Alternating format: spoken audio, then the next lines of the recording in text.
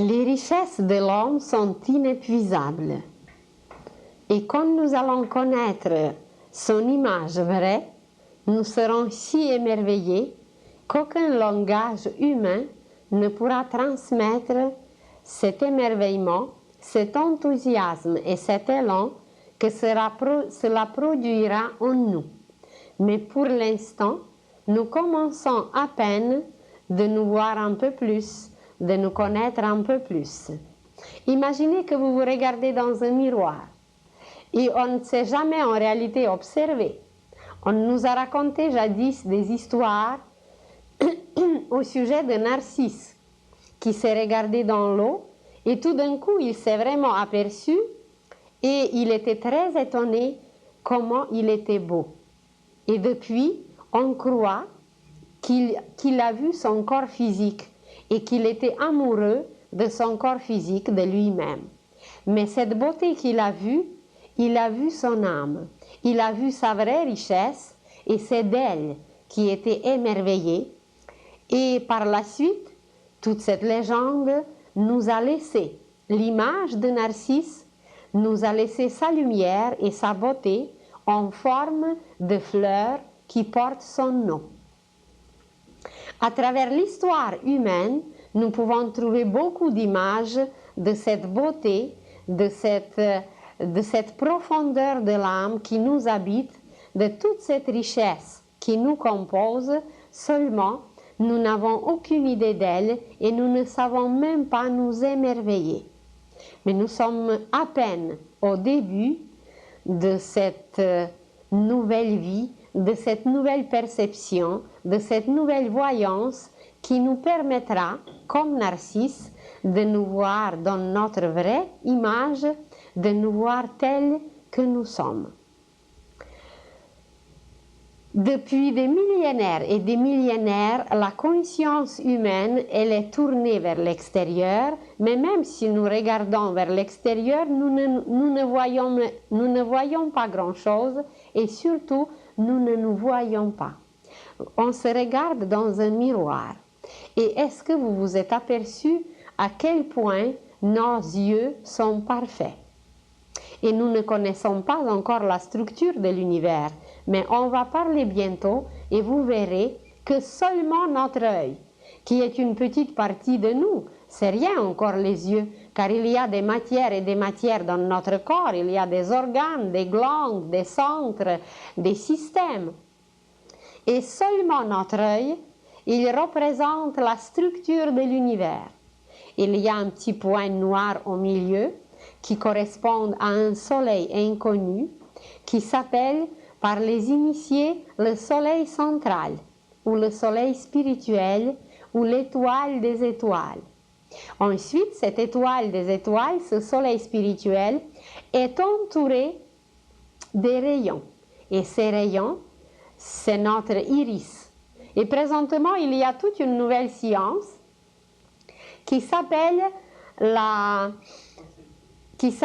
l'iridologie.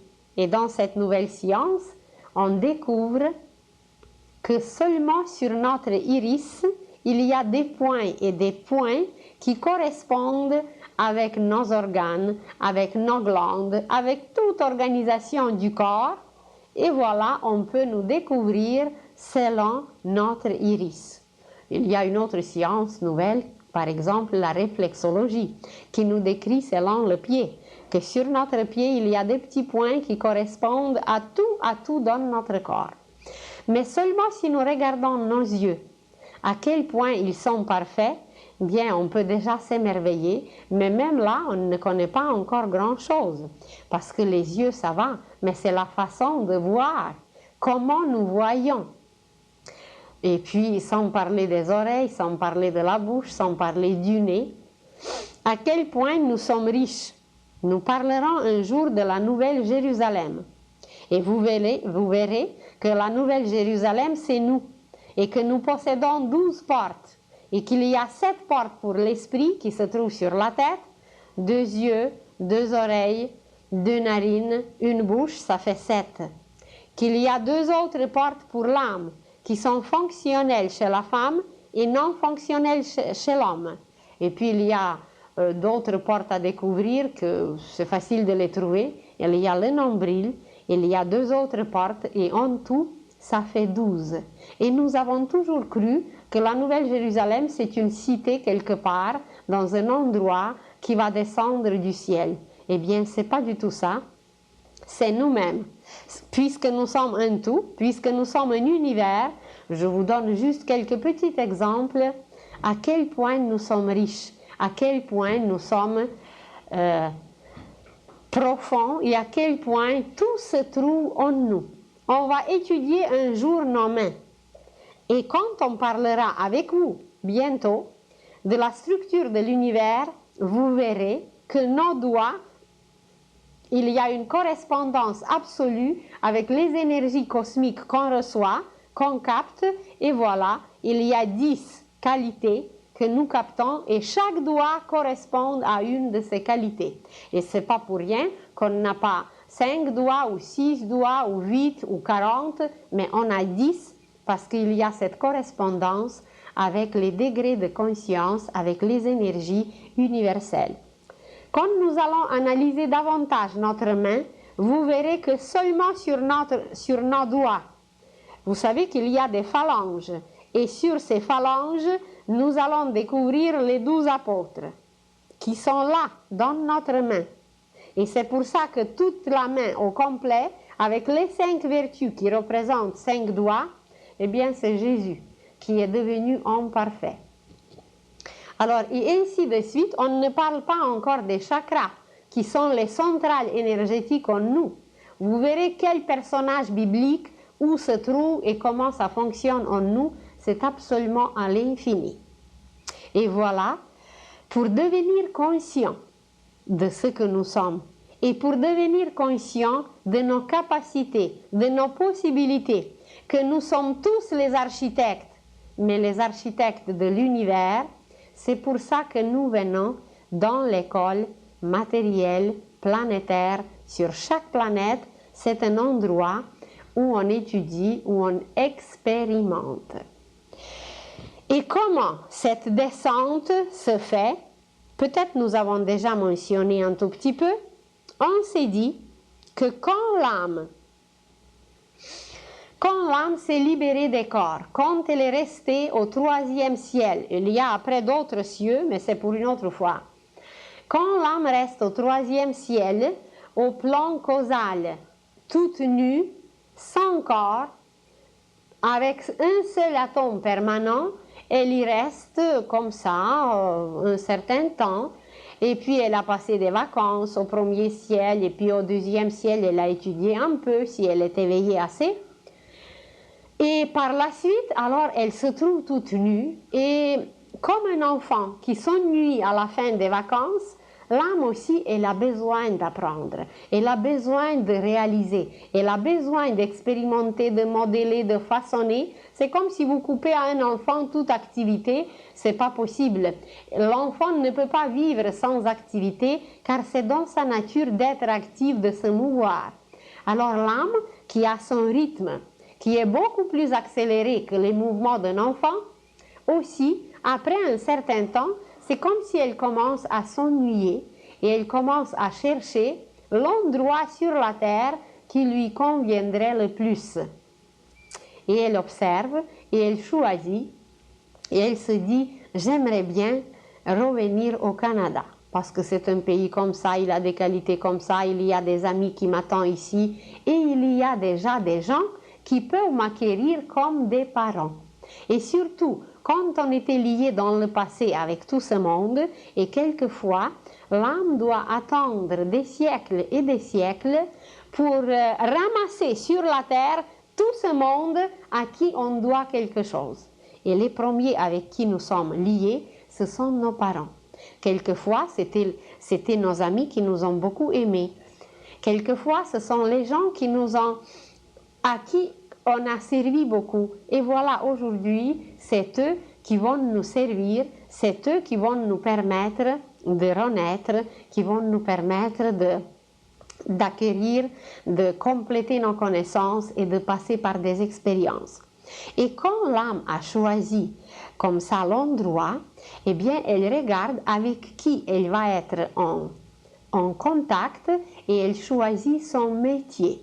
Vous savez à quel point le métier est important pour la réalisation, car nous nous réalisons à travers notre métier, ce qu'on dit le travail.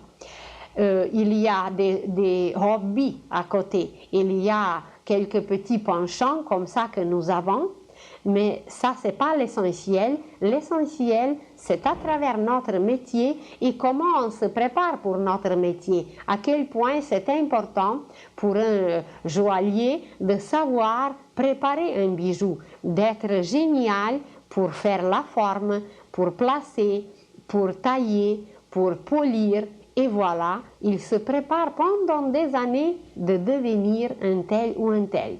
Imaginez un architecte. S'il va faire une fausse mesure dans son plan, eh bien la maison va s'écrouler. Alors la préparation pour le métier, elle est extrêmement importante. Quelquefois, elle est un peu longue parce que c'est à travers le métier que l'âme se réalise. Et le métier nous amène vers une discipline, et une discipline, ça veut dire de ne pas se dissiper. Une discipline, c'est canaliser les forces bien, c'est centraliser les forces bien. Alors, imaginez que vous avez un courant d'eau et que vous le laissez se dissiper comme ça, n'importe où, n'importe comment, et voilà, il n'y a rien qui reste, l'eau s'est dissipée et il n'y a pas de résultat. Mais si vous canalisez ce flot d'eau bien, eh bien, vous pouvez arroser le désert, vous pouvez irriguer le sol, vous pouvez avoir l'électricité et vous pouvez accomplir par la suite des merveilles si tout est bien canalisé. Alors, grâce au métier, l'âme canalise ses efforts, canalise ses énergies que nous recevons du cercle zodiacal. Le cercle zodiacal, c'est un dépôt, entrepôt. C'est un entrepôt des énergies d'où nous recevons en crédit tout ce qu'on aura besoin pour la vie. Et ceux qui connaissent l'astrologie, ils savent à quel point c'est important où notre Vénus se trouve, à quel point c'est important où une telle planète ou une autre planète se trouve, parce que même ce qu'on connaît aujourd'hui dans l'astrologie, ce n'est pas des vraies connaissances, c'est juste une petite approche qui dévoile un tout petit peu la personnalité. Mais la personnalité, c'est la servante. Et ce que nous ne connaissons pas à travers l'astrologie, c'est l'âme. C'est l'astrologie de l'âme, parce que c'est elle qui est la distributrice. La servante, exactement comme dans une maison. C'est l'âme qui donne l'argent, c'est l'âme qui donne la matière, c'est l'âme en réalité qui dirige, et puis la servante, c'est celle qui va au marché, c'est celle qui dépense, mais c'est l'âme qui pense. Alors il y a pensée et dépenser. Alors nous, la personnalité, la servante, on s'occupe déjà un peu d'elle, on la décrit sur une belle carte du ciel, elle est comme ça, elle a de telles prédispositions, elle se met en colère quand Saturne passe par son ciel, etc. Mais la vraie astrologie n'est pas encore connue. Parce que la vraie astrologie, eh bien, c'est tous les matériaux qu'on peut utiliser. Imaginez que vous bâtissez une maison et s'il vous manque un clou, un seul, eh bien, ça ne sera pas complet. Vous ne pouvez pas faire sans fenêtre, vous ne pouvez pas faire sans tel ou sans tel matériel.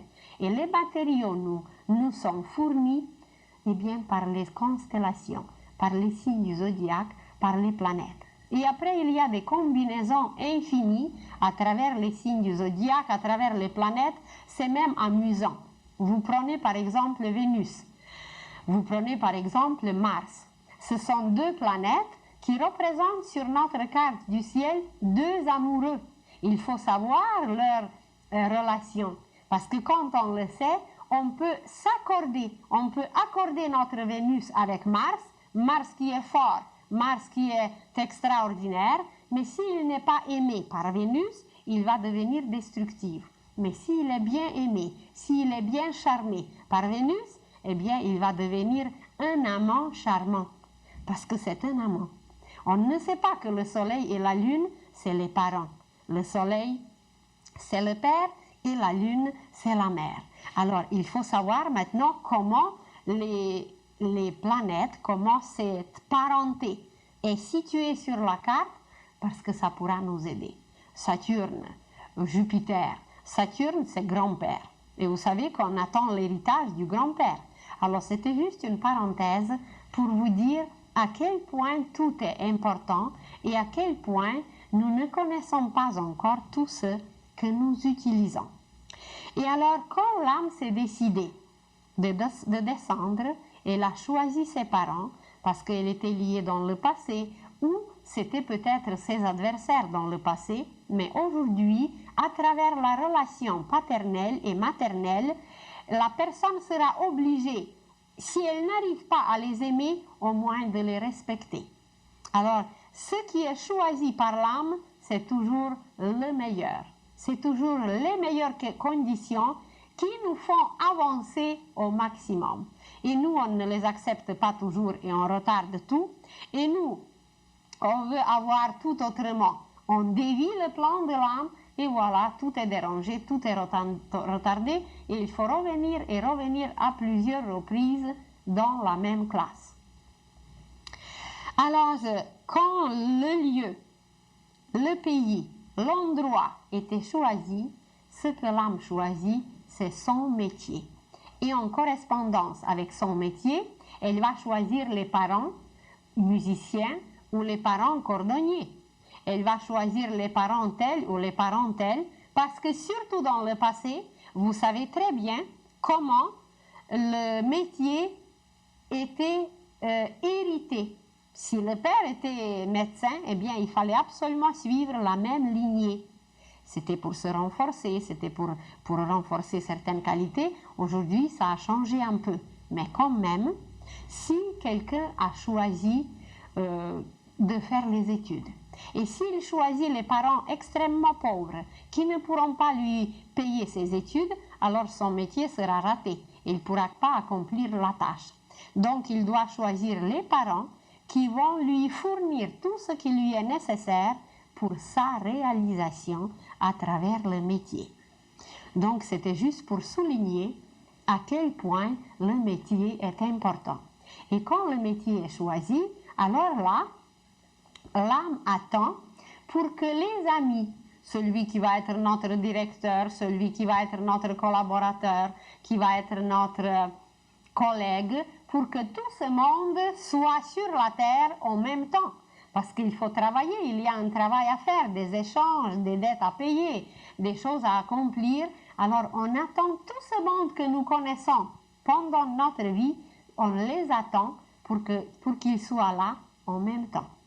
Et quand c'est fait, quand ce choix est fait, l'âme, elle passe par une salle qui s'appelle la salle de la sagesse. Et dans cette salle, il y a 24 vieillards, il y a 24 seigneurs du karma. Bientôt, nous allons parler du karma, ou tout simplement les seigneurs de la destinée. Et ces seigneurs de la destinée, dans cette salle de la sagesse, ils montrent à l'âme comment son choix se présente. Ça fait comme un film panoramatique, ça le mot, comme un film panoramatique, et en gros, en grande ligne, comme un plan, on montre à l'âme quel est son choix. Et quand elle voit les images, par exemple, que ça va être très dur, qu'elle va passer par des épreuves, qu'elle va passer par des souffrances, qu'elle va passer par des misères. Si c'est une âme évoluée, si c'est une âme qui est plus éveillée, plus consciente, elle sait que plus c'est dur, mieux c'est. Parce qu'elle va évoluer très rapidement et elle va avancer très rapidement. Tandis que si c'est une âme qui a traîné un peu, dont la conscience n'est pas autant éveillée, qui ne s'intéresse pas trop à toutes sortes de choses, bien, elle va avoir peur de tout ça et elle va montrer le désir d'avoir quelque chose de plus facile. Et on va lui montrer une autre possibilité plus facile. Et c'est à elle de décider quel choix faire. Mais une fois qu'elle a dit « c'est ce chemin-là que je prends », après on ne peut plus changer. C'est comme si vous avez tiré la balle, on ne peut plus la faire revenir, c'est parti et l'âme doit accepter par la suite tout ce qu'elle a choisi, tout ce qu'on lui a présenté. Mais même là, il y a la gradation. Il y a dans certains cas un seul choix, parce que l'âme, dans sa conscience terrestre humaine, n'est pas évoluée, n'est pas éveillée. C'était quelqu'un de paresseux, c'était quelqu'un qui n'a pas fait de grands efforts, qui n'a pas cultivé, qui n'a pas modélé, façonné. Alors, il n'y a pas de choix. On lui montre une seule possibilité et voilà, vas-y. Mais même dans notre monde, c'est un peu comme ça. Quelquefois, il y a des situations où on n'a pas de choix, il faut faire ce qui se présente. Tandis que dans d'autres cas, il y a beaucoup de choix. Alors, une âme qui est plus évoluée, on lui montre 2 possibilités, 3 possibilités, ou même plusieurs, et elle choisit, elle sait que dans un tel pays, il y a de tels avantages, que dans un autre, il y a de tels avantages, et plus elle est évoluée comme conscience, plus elle choisit les conditions dures et difficiles. Et dans certains cas, il y a des âmes qui s'incarnent sur la terre qui n'ont plus de lien karmique, qui n'ont plus de lien avec personne, mais ils viennent pour aider les autres. Vous prenez par exemple un être si extraordinaire comme Mère Teresa, ou comme il y avait certains saints. Par exemple, Saint Jean, qui était le disciple préféré de Jésus, c'était quelqu'un qui n'avait plus de karma. Il n'avait rien à payer, aucune dette à personne. Mais il est venu sur la terre, il a travaillé avec Jésus, il nous a révélé l'Apocalypse, il nous a transcrit la Nouvelle Jérusalem, ça veut dire nous-mêmes, il nous a donné des prophéties, etc. Alors, ce n'était plus dans son karma qu'il devait revenir, mais il l'a fait par l'amour envers nous-mêmes. Ça, c'est le 3e cas, où il y a un choix infini et l'âme choisit pour aider les humains, pour les faire avancer, elle fait un choix. Vous prenez par exemple quelqu'un, aujourd'hui dans notre situation, il y a des cas où on a un seul choix pour la vie et ce choix est accepté et ce choix est gardé. Quelqu'un s'est marié une seule fois et peu importe les conditions, peu importe la misère, peu importe quoi que ce soit, il n'y a pas d'autre possibilité, c'est une fois, c'est final. Puis vous prenez un autre cas, il y a quelqu'un qui peut choisir 7 femmes ou 7 hommes, et puis voilà, il va passer par toutes sortes d'affaires avec les 7, puis peut-être parce qu'il avait le choix, peut-être parce qu'il leur doit quelque chose. Ça, c'est chaque cas à analyser. Nous n'avons jamais le droit de juger quoi que ce soit si nous ne voyons pas les causes de tout ce qui se produit. Et nous sommes les témoins des effets, mais nous ne voyons pas les causes. Alors c'est pour ça qu'il ne faut jamais se prononcer ni jamais juger. Et comment maintenant la descente se fait quand l'âme a passé par la salle de la sagesse? L'âme a donné son accord au Seigneur du karma et le Seigneur du karma, il possède tout notre dossier. Et dans ce dossier, chaque événement, chaque pensée, chaque sentiment, chaque geste, tout s'inscrit. C'est comme si vous imaginez un appareil quelconque chez nous qui mesure des choses, qui est un chronomètre ou je ne sais pas comment l'appeler, et ce chronomètre a une aiguille, et cette aiguille mesure absolument tout, elle saute, elle s'arrête ou elle baisse, dès que nous on a accompli quelque chose de méchant, de criminel, eh bien elle baisse même au-dessous du 0, tandis que si c'est quelque chose de beau, ça augmente, ça augmente. Tout, absolument tout est inscrit, et seulement quand l'humanité va connaître cette seule loi, sa vie va changer au complet. Il n'y aura pas de criminels, il n'y aura pas de voleurs, il n'y aura pas de menteurs, parce qu'on va savoir qu'on ne peut faire du tort qu'à nous-mêmes. On croit qu'on a volé à quelqu'un, mais en réalité, c'est le voleur qui s'est appauvri, parce que tout ce qu'il a pris aux autres, ça lui sera enlevé. Alors, on va apprendre qu'on ne peut mentir à personne, qu'on peut mentir seulement à soi-même, qu'on ne peut être malhonnête envers personne parce que c'est seulement nos miroirs à l'extérieur on est malhonnête envers nous-mêmes et c'est nous-mêmes qu'on se fait du tort. Donc, l'âme, quand elle a donné cet accord aux 24 seigneurs de la destinée, elle prépare sa descente sur la terre. Et je crois que nous avons déjà mentionné un tout petit peu qu'elle propulse une force comme si nous on propulse un ballon. On l'a jeté, on lui a donné un coup, mais on n'a pas vu la force. On ne peut pas la voir, la force, comment elle est grande.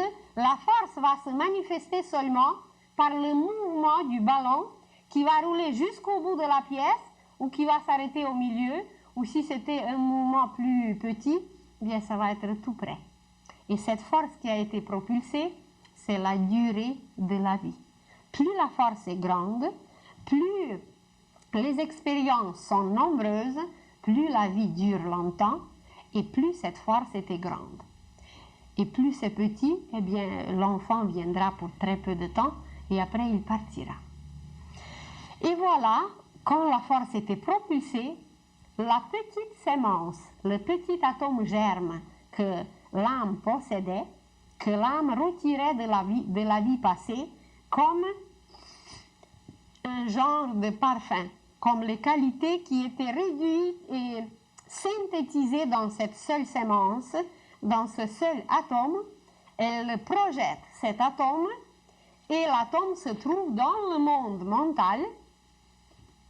Et dans ce monde mental, le petit atome commence à attirer une matière mentale qui se place en forme d'une cloche. Et quand cette matière est attirée, ça veut dire que le corps mental est bâti. Maintenant, comment ça marche? Quelle est la qualité de cette cloche? Vous savez qu'il y a des grosses cloches qui sonnent très bas. Leur voix est très basse et ce sont des sons très très bas. Tandis qu'il y a d'autres cloches qui sont beaucoup plus fines, qui sont beaucoup plus subtiles. Il y a d'autres clochettes qui sont toutes mignonnes, toutes petites, toutes sonores, qui sonnent complètement différemment. Et vous prenez le cristal, et ça c'est toute une cloche, ça c'est un son d'une pureté extraordinaire. Alors, la qualité de l'atome germe qui sert d'un aimant attire la qualité correspondante de la matière mentale.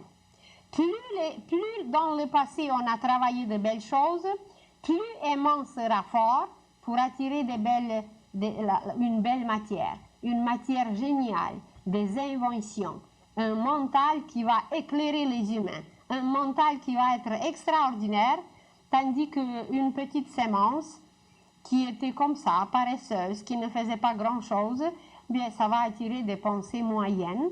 Quand même, il y aura certaines activités et une pensée qui était encore moins développée, encore moins intense, et ça va attirer une matière mentale tellement lente, tellement grossière, que ça va donner un homme brut, ça va donner un homme criminel, ça va donner un homme violent, ça va donner un homme qui va, dans ses vibrations, il va vivre dans une lenteur, il va vivre dans une bassesse, parce que c'est trop bas, c'est trop lourd.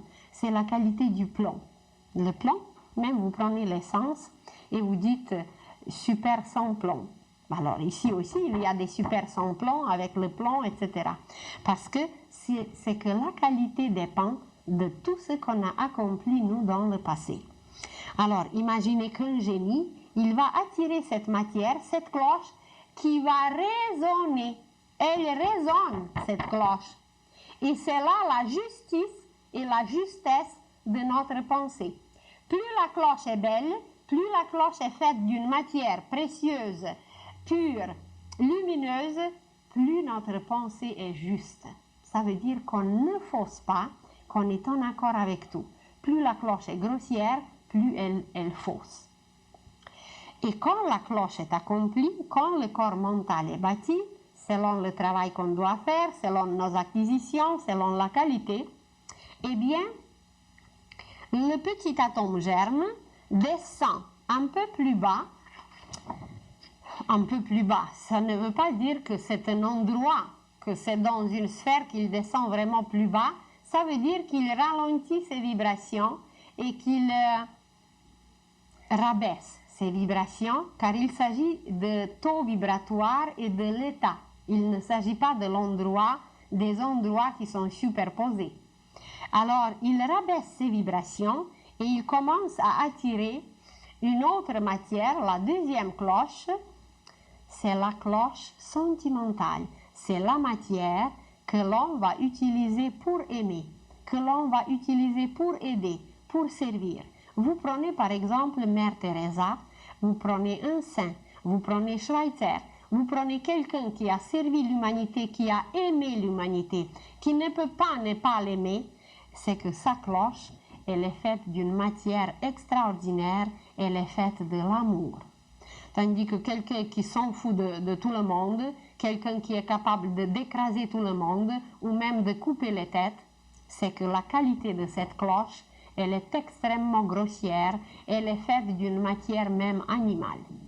Elle est faite d'une matière très peu fine et c'est cette cloche qui détermine par la suite la qualité de nos amours, la qualité de tout ce que nous avons accompli avec nos sentiments. Et quand ces deux cloches sont accomplies, quand ces deux cloches sont faites, l'âme prépare un moule, exactement comme vous avez un moule pour cuire du gâteau, pour cuire du pain. L'âme prépare un moule et ce moule est fait d'une matière éthérique qui vibre encore plus au ralenti que la matière mentale. La matière mentale, elle est très rapide. La matière sentimentale, elle est un peu moins rapide. Et la matière éthérique, elle est encore plus lente et encore plus lente. Alors, d'une matière éthérique, l'âme bâtit le moule exactement comme le bébé va être. La longueur des doigts, la grosseur de la tête, les dimensions du corps, tout comme le bébé va être cuit, quand il va sortir du sein de sa mère, le moule que l'âme prépare bien avant la conception, eh bien ce moule est déjà prêt et il dénote déjà toutes les dimensions, la grandeur, la pesanteur du bébé qui va venir au monde. Et quand le moule est prêt, il est déposé dans l'utérus de la mère qui a été choisi quelquefois des années et des années avant. Et quand le bébé se prépare de venir, il inspire sa mère et puis la mère, il dit j'aimerais avoir un bébé, j'aimerais avoir un enfant. Et puis elle imagine son bébé, comment elle aimerait l'avoir, etc. Et voilà, en réalité, elle croit que c'est elle qui aimerait avoir le bébé. Mais en réalité, c'est l'enfant qui aimerait l'avoir comme mère. Et il y a d'autres mères qui ont été en désaccord avec l'âme qui vient et la mère va se révolter. Même le moule sera déposé déjà en elle et quelquefois la conception est accomplie et la mère se révolte. Elle n'accepte pas l'enfant, elle n'accepte pas la vie et c'est là une très grande transgression contre la loi de la vie. Et ce que nous connaissons comme avortement, eh bien c'est une transgression vraie contre la loi de la vie. Un homme qui doit propager la vie, qui doit procréer la vie, qui doit soutenir la vie, qui doit lui-même devenir immortel, comment voulez-vous qu'il devienne immortel s'il supprime la vie, s'il ferme la porte à une âme en disant on ne veut pas de toi, va-t'en, on ne t'aime pas. Alors vous allez dire oui, mais pourquoi c'était permis? On en parlera peut-être une autre fois parce que on a voulu voir quel choix nous faisons. Est-ce que nous acceptons la vie? Est-ce que nous acceptons l'amour ou non?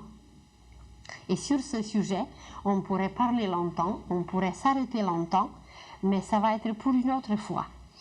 Alors, l'avortement, c'est une transgression contre la loi de la vie. Ça n'entre pas du tout dans les lois et dans les règles que l'homme doit suivre, car il s'agit de quelque chose d'extrêmement important. Il s'agit d'accueillir une âme, il s'agit de lui former, de lui donner des conditions pour vivre, pour évoluer, pour devenir consciente, pour devenir architecte un jour de l'univers. Un jour, j'ai regardé une émission à la télévision. Je ne regarde pas souvent, mais ça m'est arrivé. Et j'étais choquée. C'était une femme médecin qui parlait, et d'après les statistiques qui étaient faites, il y a présentement, je ne me rappelle plus s'il s'agissait du pays ou si il s'agissait du pays, il y a 85% d'enfants qui ne sont pas aimés. Si c'était 50, 51, bon, c'est à peu près moitié-moitié, c'est plus acceptable. Mais 85% d'enfants qui ne sont pas aimés, comment voulez-vous qu'on bâtisse le royaume de Dieu sur la terre? Comment voulez-vous qu'on aime notre prochain? Comment voulez-vous qu'on réalise ce que Jésus nous a transmis, ce que le Christ nous a apporté, si 85% d'enfants ne sont pas aimés? Et qui sont ces enfants? Ben, c'est l'avenir de la terre, c'est futur l'humanité.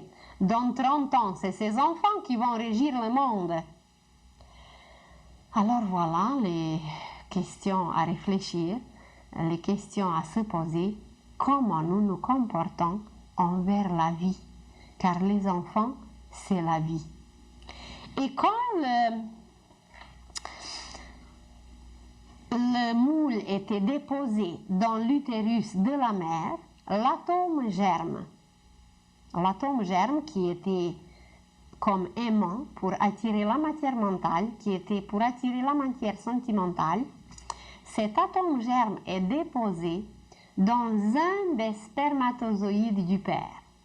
Et par la suite, le moment de la conception est choisi selon les conditions, selon les causes du passé, selon comment ça doit se produire. Et vous avez des cas où cette transmission se fait par un viol. Alors les conditions ne sont pas favorables, c'est pas très agréable, mais très prochainement, je vous raconterai un exemple pourquoi la transmission de cette germe de vie se passe dans une telle condition. Normalement, eh bien évidemment, ça devait se passer avec l'amour et dans l'amour. Et quand la vie est transmise, quand cet atome germe qui est lié avec l'âme est transmis, c'est là que l'âme, à travers la mère, commence un travail pour bâtir le corps physique. Parce que le moule éthérique est déjà fait. Et la mère offre ses matériaux pour bâtir le bébé et elle agit, chaque mère qui bâtit un enfant, elle agit d'après une loi qui s'appelle la loi du sacrifice. Personne ne la paye pour ça. Personne ne va la glorifier pour ça parce qu'elle le fait avec amour. Elle se sacrifie, elle donne ses propres matières. Et voilà, pendant 9 mois, elle bâtit le corps physique et l'âme du bébé agit à travers l'âme de la mère. Il y a une communication directe, ininterrompue entre le bébé et l'âme, le bébé et son âme à travers la mère, mais c'est la mère qui sert d'intermédiaire. Et maintenant, on pourrait s'arrêter et on pourrait parler pendant plusieurs conférences seulement comment le corps du bébé se bâtit. À quel point la gestation, le temps de la gestation est important. À quel point les états de la mère, l'état dans lequel la mère se trouve est important, car le petit corps qui se forme, il absorbe tout. Il est d'une vibration et d'une finesse de l'âme, parce qu'il n'est pas encore sorti dans le monde physique. Il est encore caché il est encore dans le sein de la mère physique et de la mère divine. Alors ce petit corps, le moindre choc que la mère reçoit, ça s'enregistre dans le bébé. Et il y a une correspondance absolue, non seulement des jours de la gestation, il y a un nombre de jours, mais les heures et les minutes de la gestation vont se refléter sur la vie du bébé.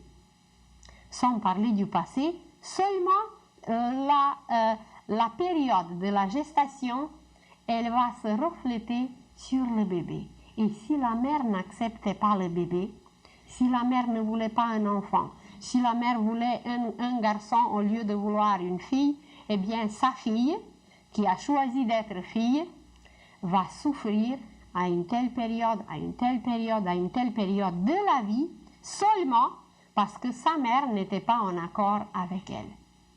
Alors voyez, la femme va apprendre que le moment le plus extraordinaire, le plus important dans la formation de l'humanité, il ne s'agit pas du tout des bébés individuels, il ne s'agit pas d'un enfant quelque part comme ça qui n'est pas aimé ou qui est aimé très peu.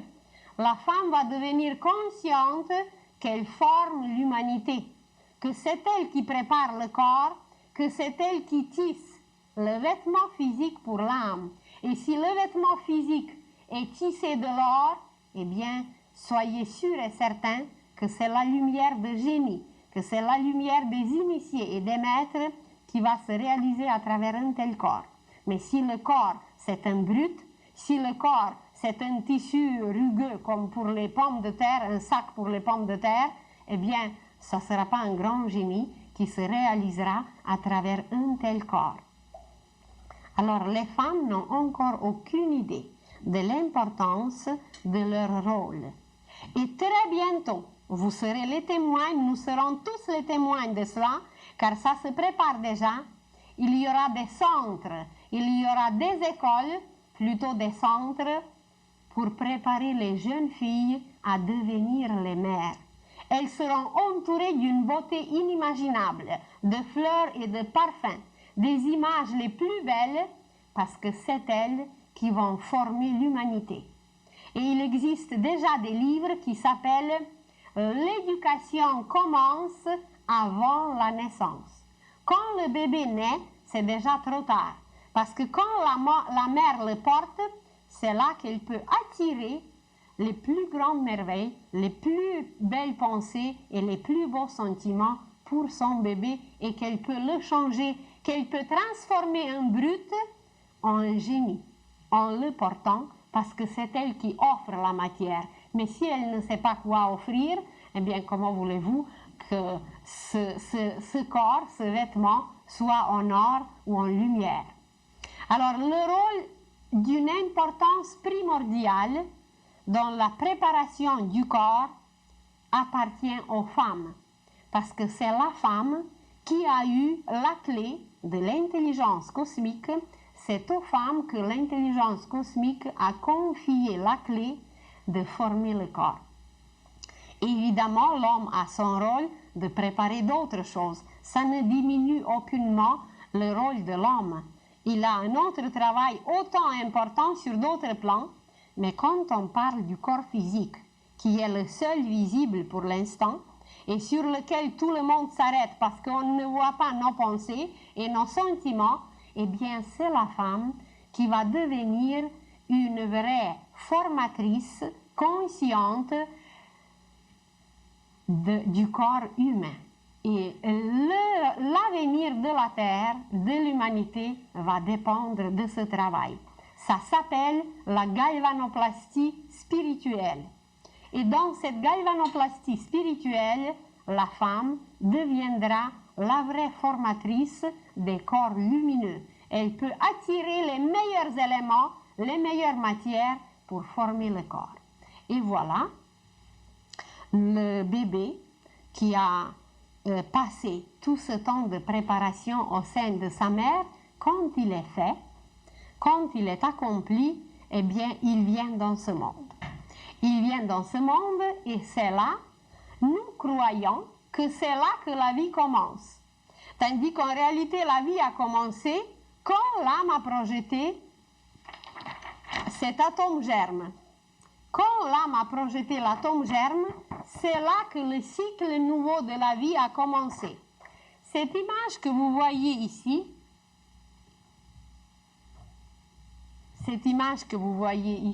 elle va vous décrire, est-ce que je me place à côté?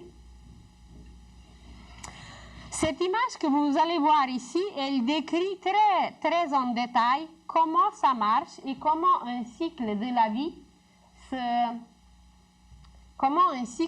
vie se produit. Alors, imaginez ici cette ligne et tout ce passage qui est en blanc. Ce passage qui est en blanc, c'est à cette ligne que la vie commence. Nous croyons que la vie commence.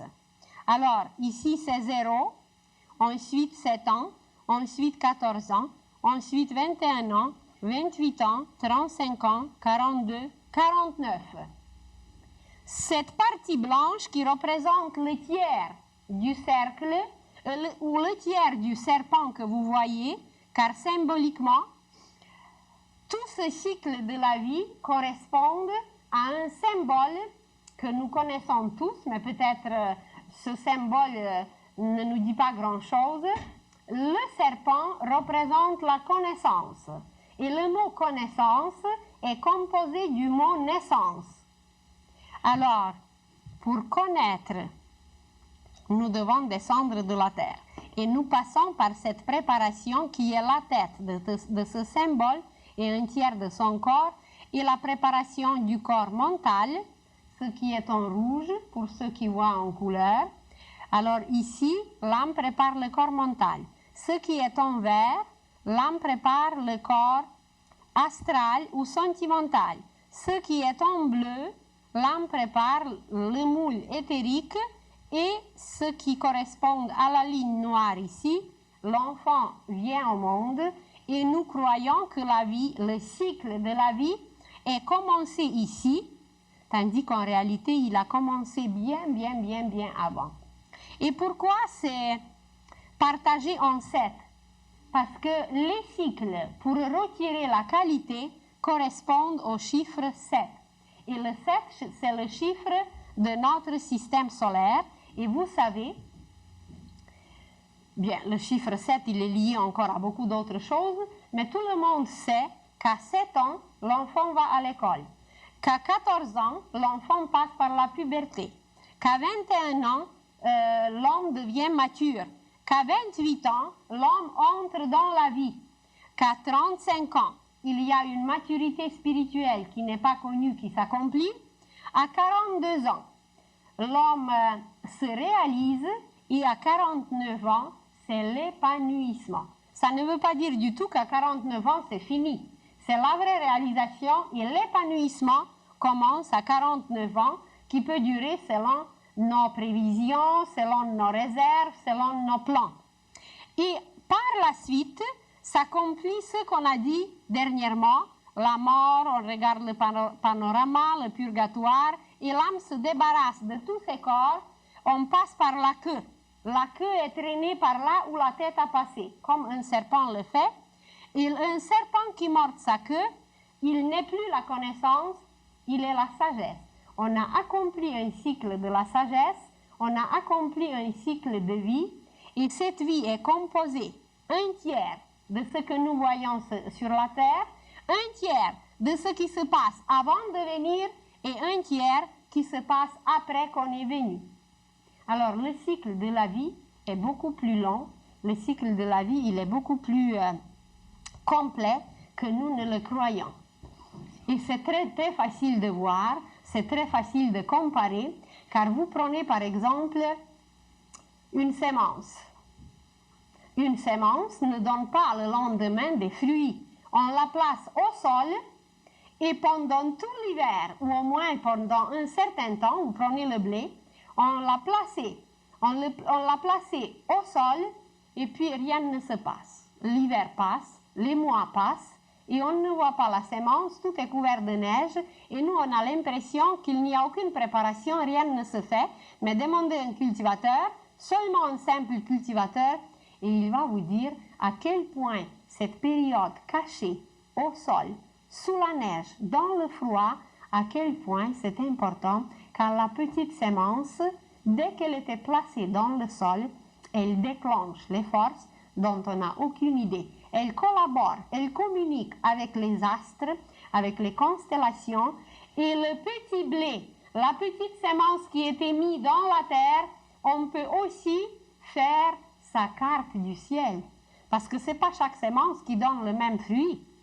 Alors, la petite sémence, quand elle était placée, elle déclenche les forces, elle déclenche les courants cosmiques, elle les attire et de la terre, elle attire les éléments nécessaires, elle s'imbibe des minéraux, d'eau, des matériaux, de tout ce qu'elle aura besoin pour grandir et à un jour, elle éclate. Et cet éclatement, c'est l'accouchement de la petite sémence.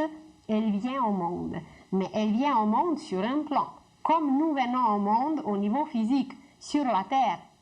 Et quand la petite sémence, après avoir éclaté et puis faire des racines vers le bas, elle fait sa tige vers le haut, alors elle pousse vers le haut, et à un certain moment, elle arrive à la surface du sol, la surface de la terre, et c'est là qu'elle doit encore percer pour arriver à la lumière. Et pour l'homme, ça s'appelle la deuxième naissance. Cette deuxième naissance, quand on arrive à une lumière, on ne passe plus à travers des mottes, on ne passe plus par l'obscurité. Alors, pour un enfant, avant d'arriver en plein jour, avant d'arriver dans ce monde, eh bien, il prépare ses corps comme la petite sémence qui reste au sol et qui fait un travail pour attirer, pour se nourrir et pour réaliser ce qu'il y a à réaliser en cachette, caché au sol. Et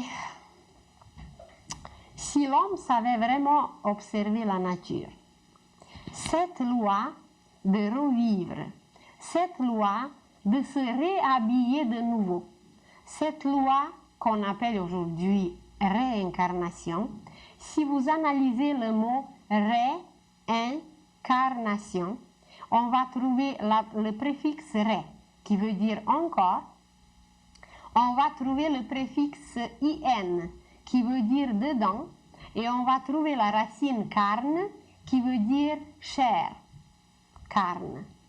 Alors, carnivore, celui qui absorbe la chair des animaux, herbivore, etc. Alors, ça veut dire encore dans la chair. L'âme descend encore dans la chair. Et si je vous dis que l'arbre se réincarne, que la nature se réincarne tous les printemps, eh bien, on sera étonné. Imaginez que ces feuilles meurent. L'automne, c'est la mort. Et le printemps, c'est la naissance. Et la nature passe par ces cycles sans cesse, et personne ne s'affole, et personne ne pleure, et tout le monde croit que cette réincarnation dans la nature existe, sauf qu'on n'utilise pas ce mot. Et quand Jésus nous disait, si vous ne mourrez pas, vous ne vivrez pas. Et quand il nous disait, tu récolteras ce que tu as sémé. Il y a encore beaucoup d'autres phrases. Il n'a pas utilisé le mot réincarnation, mais il voulait dire la même chose, parce que le langage était autre, la compréhension était autre, et les initiés de tous les temps, ils connaissaient cette loi, ils la connaissent jusqu'aujourd'hui, et l'humanité entière va la connaître bientôt. Alors, nous allons terminer pour aujourd'hui. Et encore d'autres merveilles et d'autres merveilles nous attendent que nous serons obligés d'accepter, car autrement, nous ne pourrons pas rester sur la terre, nous ne pourrons pas vivre, car tout va être renversé, tout va être changé, les vibrations, les vitesses, les images, tout absolument. Mais la première loi qui va être acceptée par l'humanité, c'est cette loi de Rovi, c'est cette loi de revenir, d'améliorer la qualité dans la matière, pour devenir conscient qu'on est les fils de Dieu, qu'on est les enfants de Dieu et qu'on contient en nous-mêmes l'univers entier.